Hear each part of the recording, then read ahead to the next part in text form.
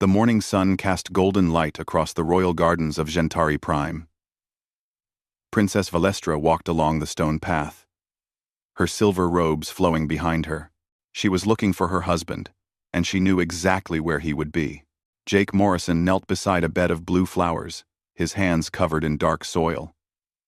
His brown eyes were warm and gentle, just like they had been on the day they married 6 months ago. "Good morning," he said softly. He stood up and brushed the dirt from his hands. "I was just planting these new seeds from the eastern province." The gardener said, "They bloom in winter." Valestra felt her heart warm. When her father, Emperor Thrain, had first suggested marriage to a human as part of the peace treaty, she had been nervous.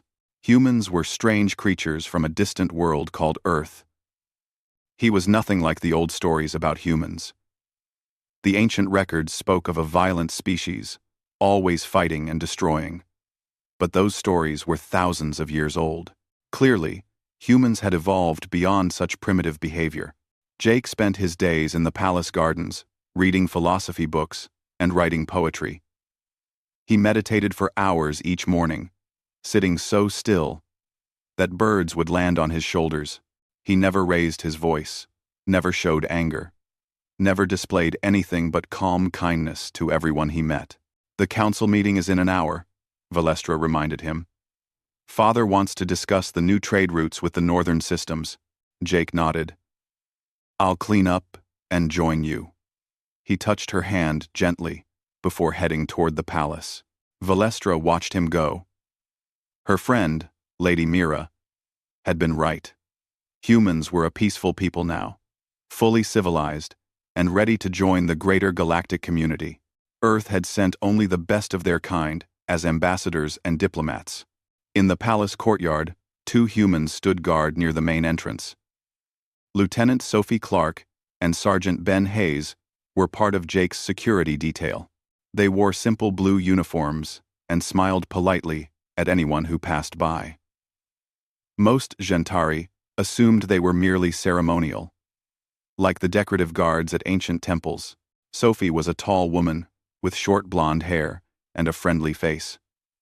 Ben was broader, with dark skin and quiet eyes. They never caused any trouble, never interfered with palace life. They were just there, always watching, always calm. The council meeting went as it always did. The elder members discussed trade agreements and cultural exchanges. They debated the proper way to greet the new ambassador from the Korthon system. Everything was orderly, peaceful, exactly as it had been for 10,000 years. Emperor Thrain sat on his golden throne, his silver beard reaching his chest. He smiled often during the meeting, pleased with how well the alliance with Earth was working. Humans, he thought, had finally learned the ways of true civilization. That evening, Valestra found Jake in the library. He was reading an old book of Gentari wisdom, making notes in the margins. She sat beside him on the cushioned bench. "Do you miss Earth?" she asked. Jake looked up from his book. "Sometimes," he admitted. "I miss the oceans. Earth has vast oceans, bigger than any on Genturi Prime, but I'm happy here. With you." She leaned against his shoulder. "I'm glad the war years are behind your people. It must have been terrible. All that fighting and violence." Something flickered in Jake's eyes, but it was gone so quickly that Valestra thought she had imagined it. "Yes," he said quietly. "Terrible. Terrible." 3 days later, everything changed. The warning came during breakfast. A junior council member rushed into the dining hall, his face pale with fear. "Your Majesty," he gasped. "Ships. Unknown ships at the edge of our territory." Emperor Thrain set down his cup calmly. "Unknown ships? Perhaps travelers seeking aid. Send a diplomatic envoy to greet them." "We already did, Your Majesty, 2 days ago." "And?" The council members' hands shook. "They haven't returned. We've lost contact with 3 outer colonies. The last transmission was..." He paused, struggling to speak. Screaming. Just screaming. The council gathered within the hour. Valestra sat beside her father, while Jake stood quietly in the back of the room. The main view screen showed images from long-range sensors. Thousands of black ships, moving like insects through space. An old scholar stood up, his voice trembling. The Krath swarm. From the ancient warnings, we thought they were myths. Nothing is a myth, another council member said. We simply haven't encountered them in recorded history. We must send more envoys. Open communication. Find common ground. Jake stepped forward. His voice was still gentle, but something in his tone made everyone turn to look at him. Your Majesty. With respect, I suggest immediate military mobilization. The room fell silent. Then, several council members began to laugh. Not cruel laughter, but confused, almost pitying laughter. Captain Morrison, Emperor Thrain said kindly, we have no military. The Genturi have not had armies for 10,000 years. We resolve all conflicts through peaceful dialogue and meditation. These creatures don't want dialogue, Jake said. His jaw was tight. Valestra noticed. She had never seen him look like this. They want to consume everything in their path. All beings can be reasoned with, the Emperor insisted. We will send our best mediators. We will find harmony. Jake was quiet for a moment. Then he bowed his head. But that night, Valestra couldn't sleep. She walked through the palace halls and heard voices from the communication room. The door was slightly open. She peered inside and saw Jake standing before a holographic display, speaking in quick, clipped sentences. Third Fleet, this is Morrison. I need a status report on your position. His voice was different. Hard. Nothing like the soft-spoken man who planted flowers. A woman's voice crackled through the speaker. Captain, we're 3 systems away. Is this official? Not yet. But stand by. Things are about to get bad here. Understood. Third Fleet is ready when you give the word. Jake ended the transmission and turned. He saw Valestra in the doorway. For a moment, they just stared at each other. Jake, she whispered. What was that? He walked toward her, and his expression softened. Just a precaution, Val. I'm sure your father is right. I'm sure the Quavrath will listen to reason. But his eyes said something different. His eyes said he was preparing for war. Valestra wanted to ask more questions. But Jake gently guided her back to their quarters. He held her that night. But she could feel the tension in his body. The calmness he usually carried was gone, replaced by something coiled and waiting. 2 days later, the mediators returned. Or rather, their ship returned, drifting dead in space. The Quavrath had sent it back with a message carved into the hull in 7 languages. We consume, you are food, prepare to die. The outer colonies went dark one by one. 2 billion Genturi disappeared in 6 hours. The council watched the reports in stunned silence, unable to process what was happening. Violence on this scale was beyond their understanding. Valestra ran to find Jake. She needed his gentle words, his calm presence. But when she found him in their quarters, the man standing there was someone she had never met before. He was wearing black armor that looked like it had been made for killing. Sophie and Ben stood beside him, equally transformed, checking weapons that hummed with barely contained power. Jake turned to look at her, and Valestra felt a chill run down her spine. This was not the man who planted flowers.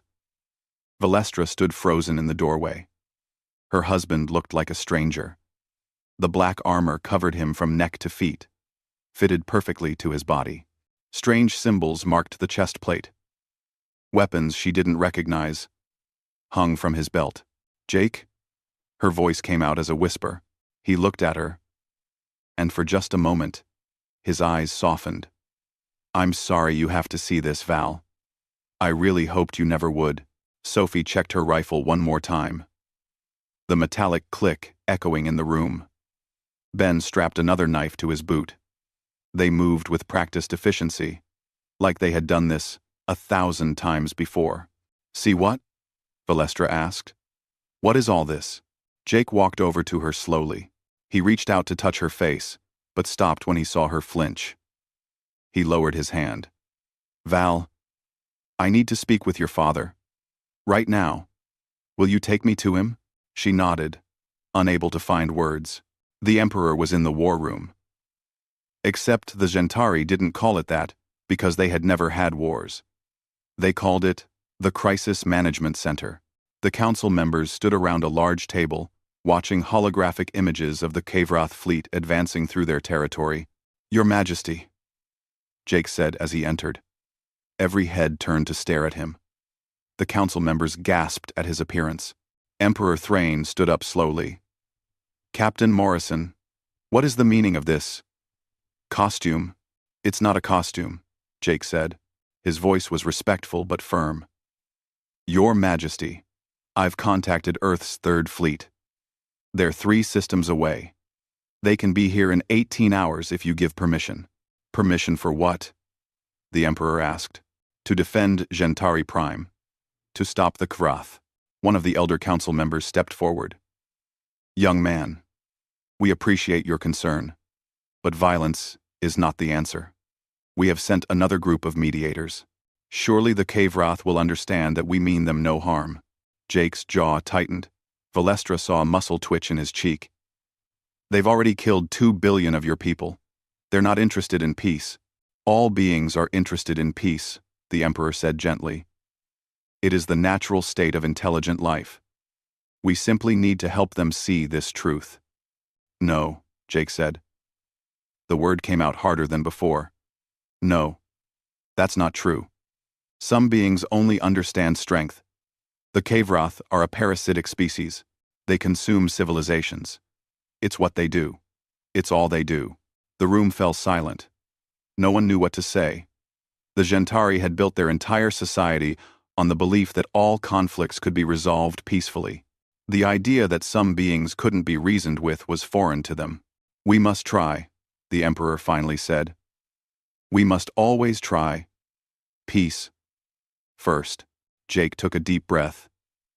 Valestra could see him struggling to stay calm. Your Majesty, I respect your beliefs. But please, let Earth's fleet stand by. Just in case. If your mediators succeed, wonderful. But if they don't, Captain Morrison.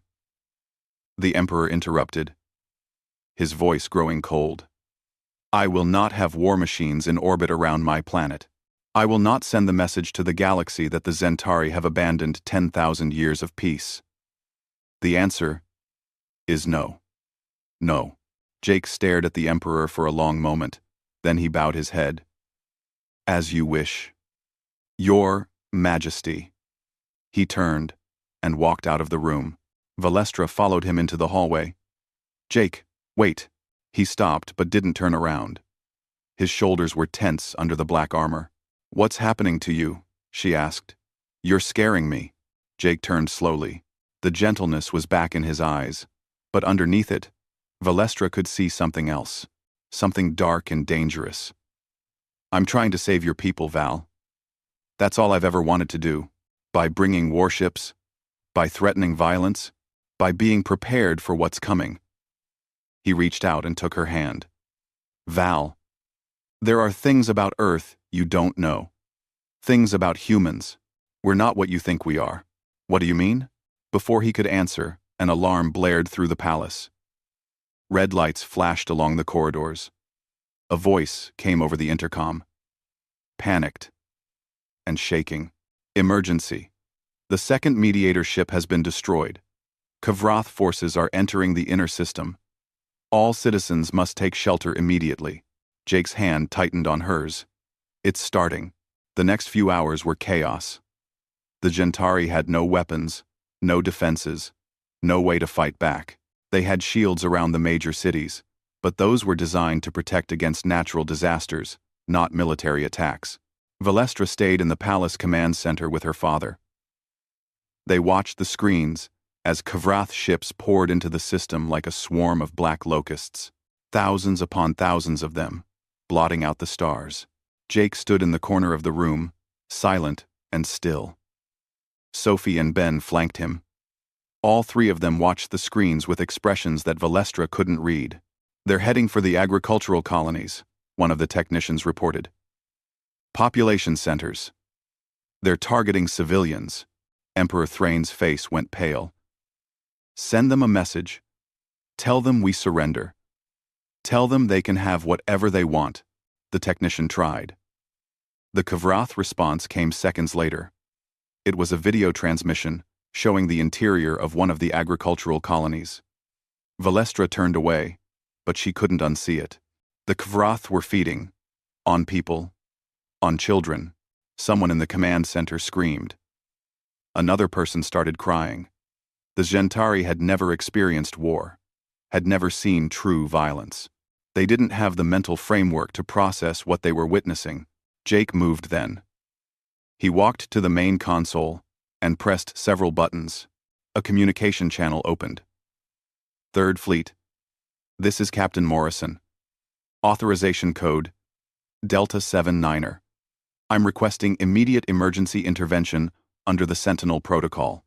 A woman's voice answered. "Captain Morrison." Jake looked at the Emperor. "Your Majesty, please. Let us help you." Emperor Thrane stared at the screens. His people were dying. Everything he believed was crumbling around him. I don't know. Violence leads to more violence. If we fight them, we become like them." "No," Jake said firmly. "If you fight them, you survive." Another colony went dark. 300 million people gone in an instant. The Emperor closed his eyes. Tears ran down his face. "I cannot authorize military action. It goes against everything we are." Jake's expression didn't change. But Valestra saw something die in his eyes. Some last hope that this could be resolved peacefully. He turned back to the communication channel.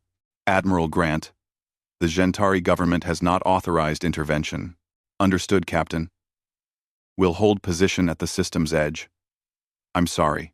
Jake ended the transmission. He looked at Valestra one more time, and she saw an apology in his eyes. Then he walked out of the command center. Sophie and Ben followed him without a word. Valestra ran after them. "Jake, where are you going?" He stopped in the corridor. When he turned to face her, the gentle gardener was completely gone. In his place was someone hard and cold and dangerous. "Your father won't authorize Earth to defend Genturi Prime," he said quietly. "But he can't stop me from defending my wife." "What does that mean?" Jake reached up and touched her face, his armored glove gentle against her skin. "It means I'm going to do what humans do best. And Val, I need you to promise me something." "What?" "When this is over, when you see what I really am, try to remember that I love you. That everything I'm about to do, I'm doing to keep you safe." Before she could respond, another alarm sounded. This one was different. More urgent. A voice screamed over the intercom. "Krath forces have breached the planetary shields. Drop pods detected. They're landing in the capital city. They're here." Jake's expression became ice. He pulled a small device from his belt and pressed it. "Sophie, Ben. Full combat deployment. Protect the palace. Kill anything that's not Genturi or human." "Copy that." Sophie's voice came through his earpiece. Jake looked at Valestra one last time. "Get to the safe room. Lock the door. Don't come out until I come for you." "Jake?" But he was already running down the corridor, moving faster than she had ever seen him move. Sophie and Ben appeared from side passages, weapons ready. The three of them disappeared around a corner, and Valestra was left standing alone. Above her, through the palace's glass ceiling, she could see Krath pods falling from the sky like black rain. The first Krath warrior smashed through a palace window 30 seconds later. It was massive, 10 feet tall with 6 legs and claws like curved swords. Its body was covered in black armor-like shells. Multiple eyes glowed red in the dim light. Palace guards screamed and ran. They had no weapons, no training for this.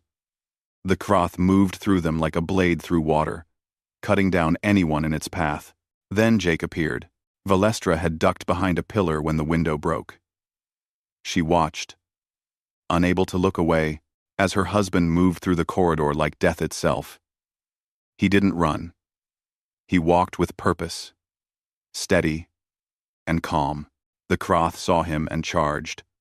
Its claws could tear through steel. Its mandibles dripped with acid. It had killed hundreds of beings in its lifetime. It died in 3 seconds. Jake moved so fast that Valestra's eyes couldn't track it. One moment he was walking. The next moment he was behind the Krath, and the creature's head was rolling across the floor. A blade in Jake's hand glowed with blue energy, already clean of blood. Another Krath came through the window. Then another. Jake killed them both before they took 2 steps. His movements were precise, efficient, almost beautiful. In their deadliness, there was no wasted motion, no hesitation. Sophie's voice crackled through his earpiece. East wing is clear. 17 hostiles down. West wing secure, Ben reported. 23 down, Jake responded without taking his eyes off the corridor. North entrance is compromised. Sealing it now. He pressed something on his wrist, and heavy metal doors slammed shut throughout the palace. Valestra realized she was seeing Earth's security protocols for the first time. The palace had been rigged with defensive systems all along. Jake and his team had installed them months ago, quietly, without anyone noticing. The Genturi had thought they were simple decorations. Val. Jake's voice made her jump. He was standing right beside her, though she hadn't seen him move. Safe room. Now. I can't just hide while people are dying. His expression softened for just a moment. You're not hiding. You're surviving. That's what matters. He touched her shoulder gently, and then he was gone again, running toward sounds of combat, deeper in the palace. Valestra didn't go to the safe room. Instead, she ran to the command center. Her father needed to see this, needed to understand what was happening. The command center was chaos.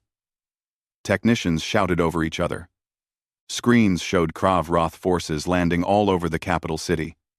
Thousands of them. Maybe tens of thousands. The Genturi police tried to stop them with nothing but harsh words and peaceful intentions. They died in droves. Emperor Thrain sat in his chair, staring at the screens in horror. This can't be happening. This can't be real. Father, Valestra said. Jake and his team are fighting them. They're protecting the palace. 3 humans against thousands? The Emperor shook his head. It's hopeless. Then the main screen changed. A new image appeared. A human woman's face filled the display. She had short gray hair and a scar running down her left cheek. Her eyes were hard as stone. This is Admiral Lisa Grant of Earth's 3rd Fleet, she said. Her voice was cold and professional. Emperor Thrain, I'm formally requesting permission to engage hostile forces in defense of Genturi Prime. The Emperor stood up slowly. Admiral, I appreciate your offer, but I cannot authorize violence. It goes against everything my people believe.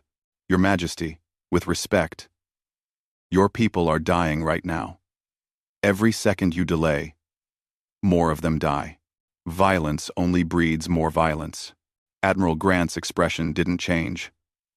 Sir, the Kovrath don't care about your philosophy. They're going to consume every living thing on your planet unless someone stops them.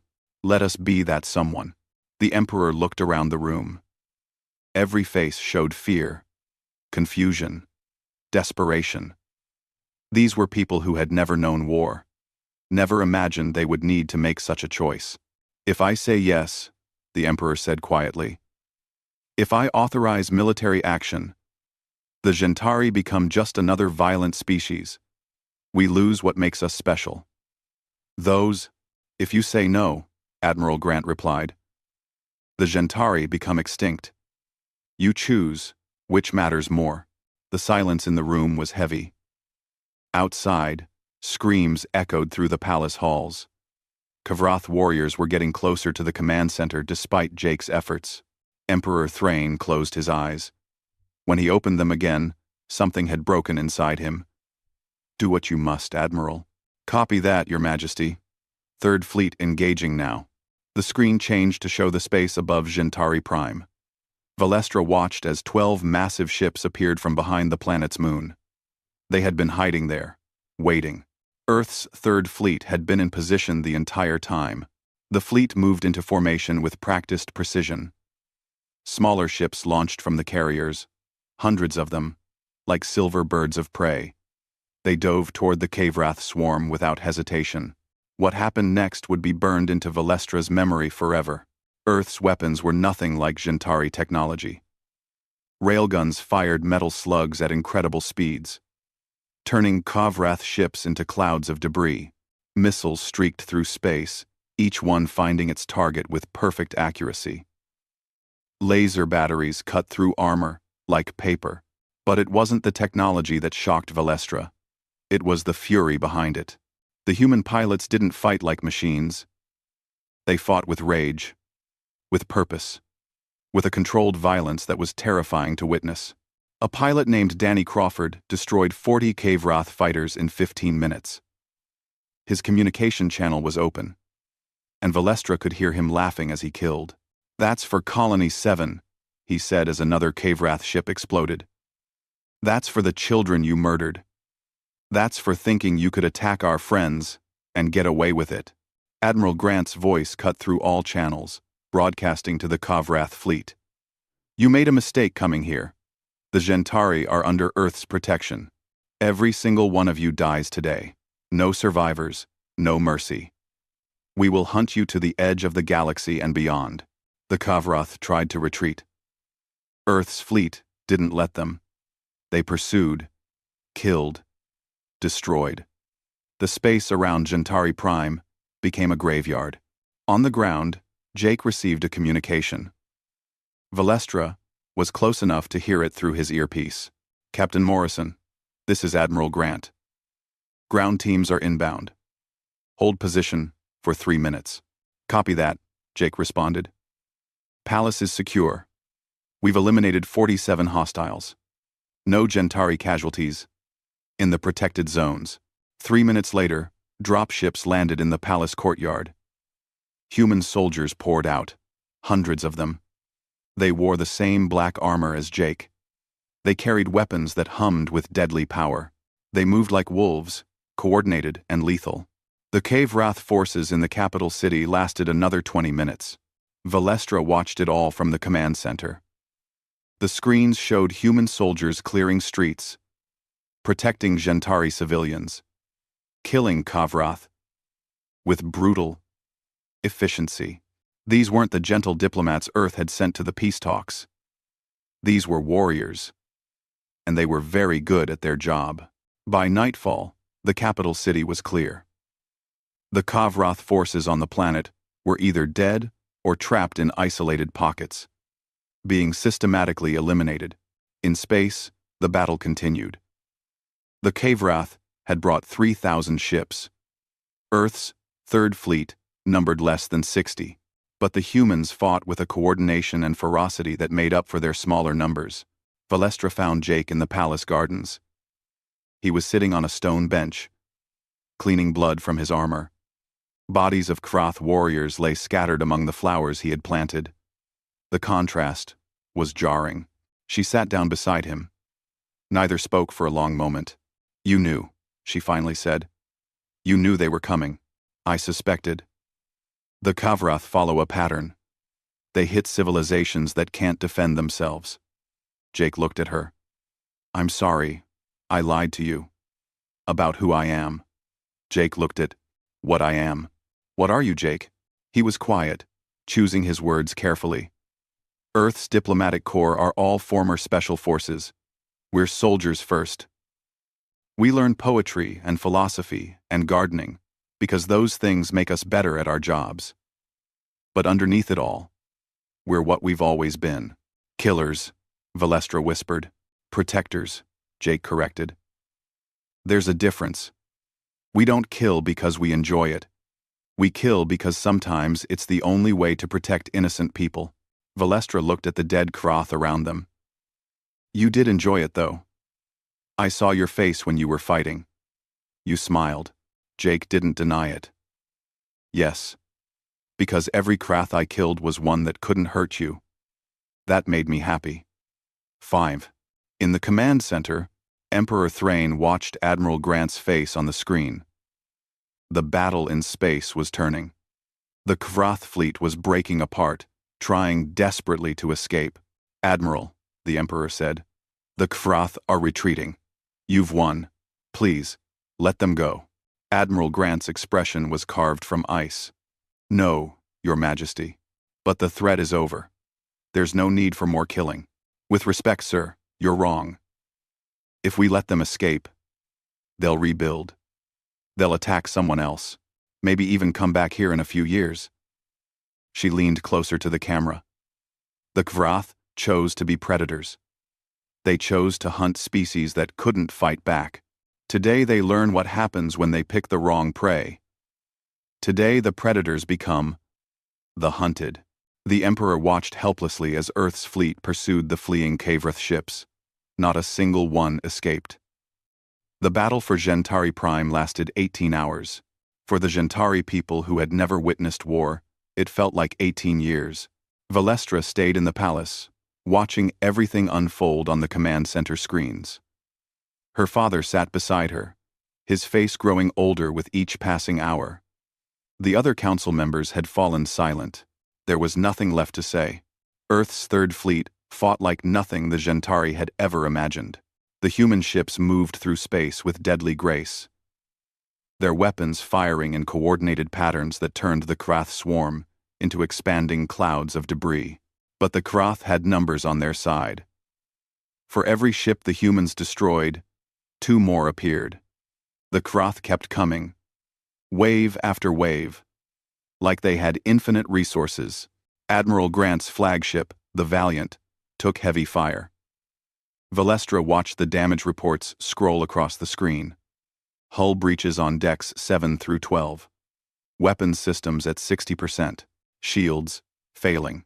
Admiral, recommend immediate withdrawal, one of Grant's officers said over the open channel. We can't win this. Lieutenant Chen, how long have you served on this ship?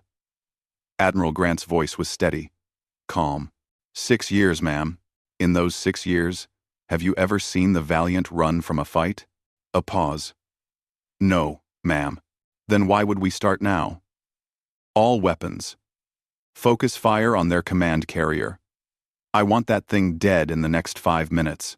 The Valiant surged forward, straight into the heart of the Krath fleet. The other human ships followed without question. Valestra realized she was watching people choose to die for strangers. Earth's Third Fleet was willing to sacrifice themselves for a planet that wasn't even their home. On the ground, the fighting was just as intense.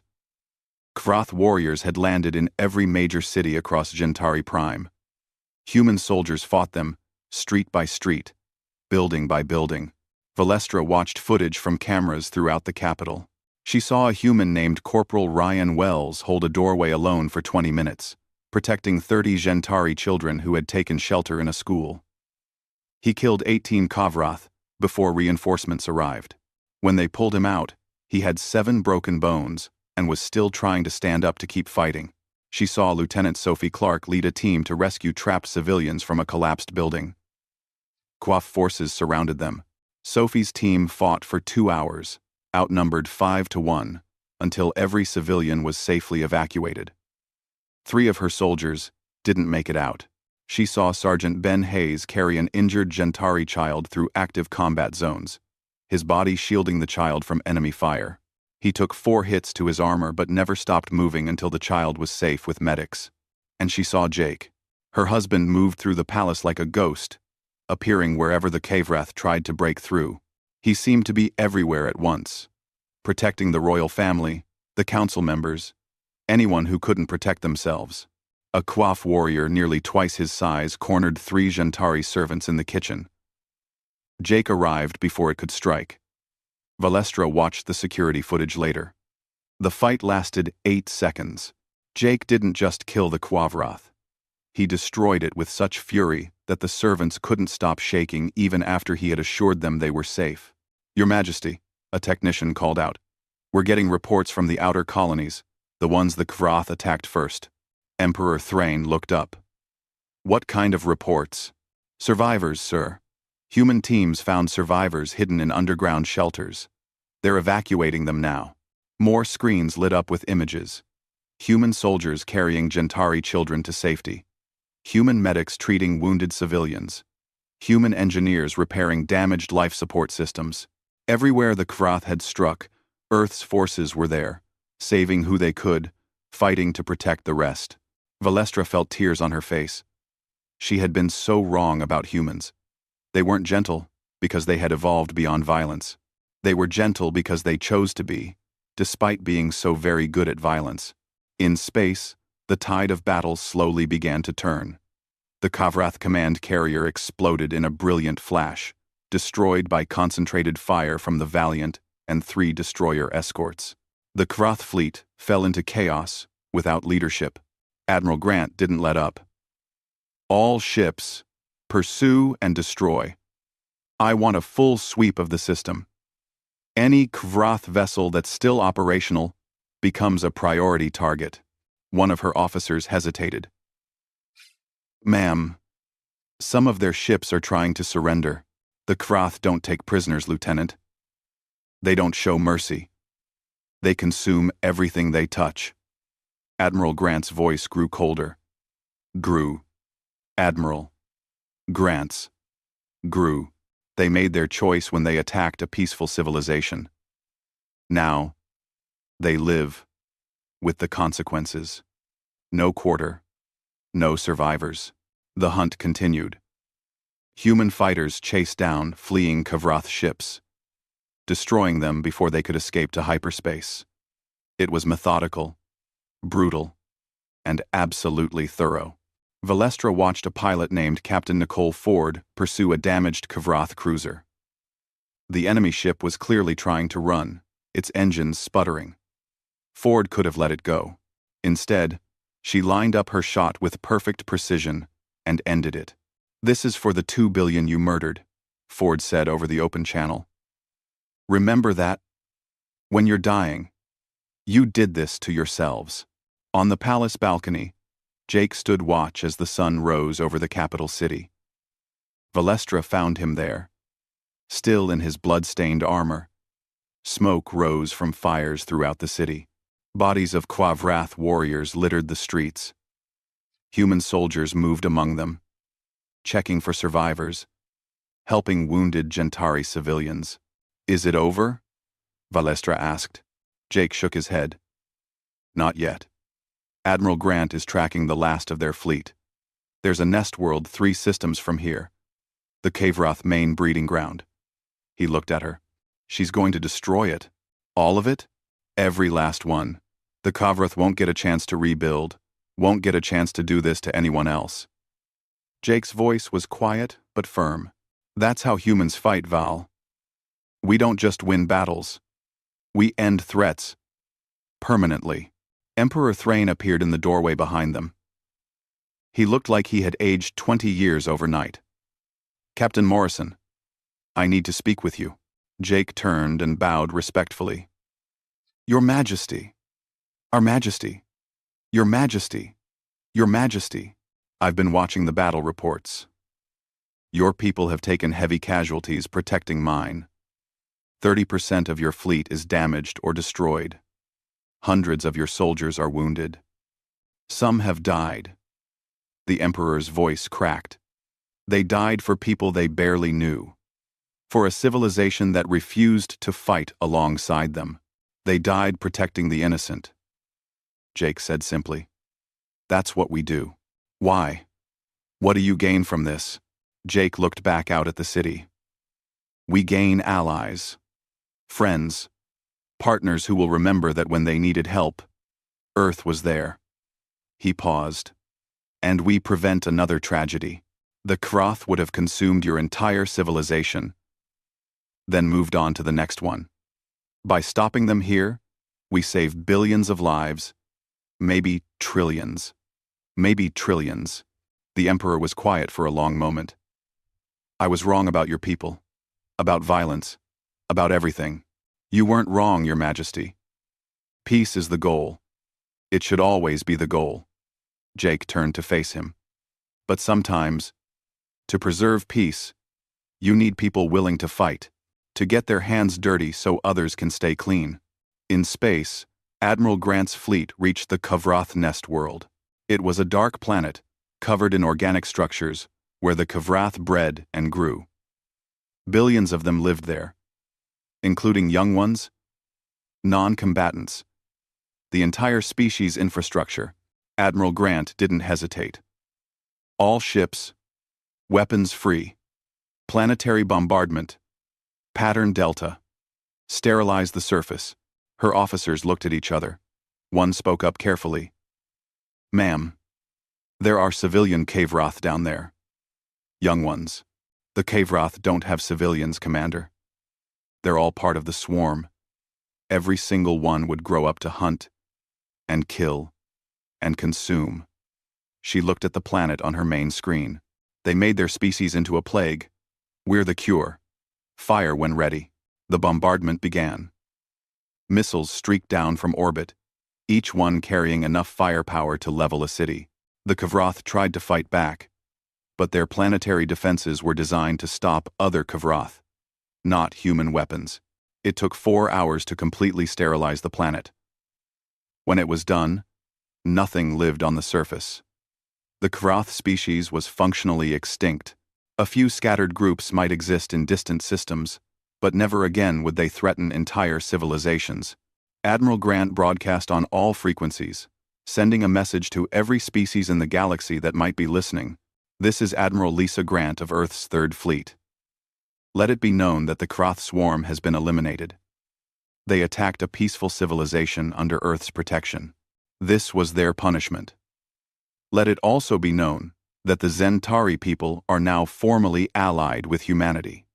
Any species that threatens them will answer to us. Well, she paused, and her next words were ice cold. We are humanity. We can be your greatest friends or your worst nightmare. The choice is yours. Choose wisely. We choose wisely. We choose wisely. We. Back on Genturi Prime, Valestra stood with Jake on the balcony as the last Krath ships were destroyed in orbit.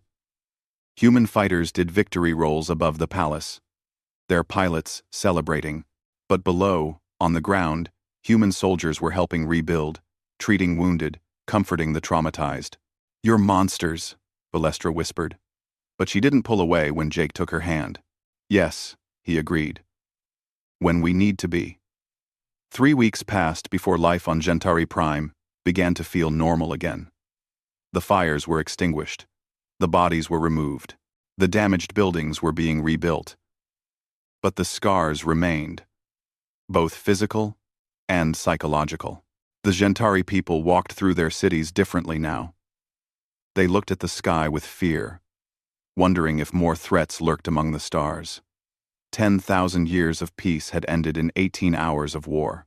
The change was too sudden, too violent, for many to process. Valestra found Jake in the palace gardens again. He was back to planting flowers, his hands covered in dirt just like before. But everything was different now. She couldn't look at those hands without remembering what they had done, what they were capable of. The blue flowers died, Jake said without looking up. The Krath trampled them during the attack. I'm planting new ones. She sat on the stone bench nearby. Will they grow? Eventually. Things always grow back. It just takes time. He finally looked at her. Are you here to ask me to leave? Should I? Jake was quiet for a moment. He set down his gardening tools and wiped his hands on a cloth. I would understand if you did. I know I'm not the man you thought you married. No. Valestra agreed. You're not. The man I married was gentle and kind. He wrote poetry and meditated in the mornings. He never raised his voice. I'm still that man. Are you? I watched you kill, Jake. I watched you destroy living beings with your bare hands. You smiled while you did it. Jake looked down at his hands. They were clean now. but Valestra knew what they had done. I smiled because I was protecting you. Every Krath I killed was one that couldn't hurt you. Couldn't hurt your people. That made me happy. Does that make me a monster? I don't know, maybe. She paused. My father wants to dissolve our alliance with Earth. The Council is terrified of your species now. They've seen what humans can do. What you're willing to do. I know, Admiral Grant told me. She's preparing the fleet to leave. Are you leaving too? Jake looked at her with those brown eyes she had fallen in love with. But now she saw the steel behind them, the danger, the controlled fury that was always there, always waiting. Do you want me to? Valestra had been asking herself that question for 3 weeks. She had barely slept, replaying everything in her mind. The violence, the killing, the casual efficiency with which Jake and his people had destroyed an entire species. But she also remembered the Genturi children he had saved, the civilians he had protected, the way he had stood between her and certain death without hesitation. I'm afraid of you, she admitted. I'm afraid of what you are, what you can become. Good, Jake said quietly. You should be. Fear keeps you cautious, keeps you safe. But I'm not afraid you'll hurt me. I'm afraid of what it means that you can hurt others so easily. Jake stood up and moved to sit beside her on the bench. He didn't touch her, giving her space. Val, I need to tell you something about Earth. About humans. We didn't evolve beyond violence. We got too good at it. So good that we almost destroyed ourselves. What do you mean? Centuries ago, we had wars that killed billions. We built weapons that could turn entire planets into ash. We came very close to extinction. He looked up at the sky. That's when we changed. Not because we couldn't fight anymore, but because we chose not to. We created rules, protocols, ethics. We decided that our capacity for violence would only be used to protect, never to conquer. But you wiped out the Krath. Their entire species. Yes. Because they gave us no choice. The Krath were pure predators. They couldn't be reasoned with, couldn't be changed. They would keep hunting, keep killing, until someone stopped them permanently. Jake turned to look at her. I'm not sorry for what we did. But I am sorry you had to see it. Sorry you had to learn this truth about humans. Valestra was quiet, thinking. Finally, she asked the question that had been haunting her. Would you do it again? If another threat came? Without hesitation. Even if I asked you not to? Jake's expression softened. Val, I would do anything for you. But I won't watch innocent people die when I have the power to save them. That's not who I am. That's not who any human is. In the palace, Emperor Thrain was meeting with his council. The discussion had been going on for hours. Some wanted to immediately end the alliance with Earth. Others argued that they needed human protection now more than ever. Lady Mira spoke up, her voice shaking. We invited monsters into our home. We married our princess to one of them. How can we trust Earth now? Because they saved us. Another council member countered. Where were our meditation techniques when the Kavrath attacked? Where was our philosophy when our people were dying? Earth's monsters protected us when our peace couldn't. The Emperor raised his hand for silence. I have made a decision. Everyone turned to look at him.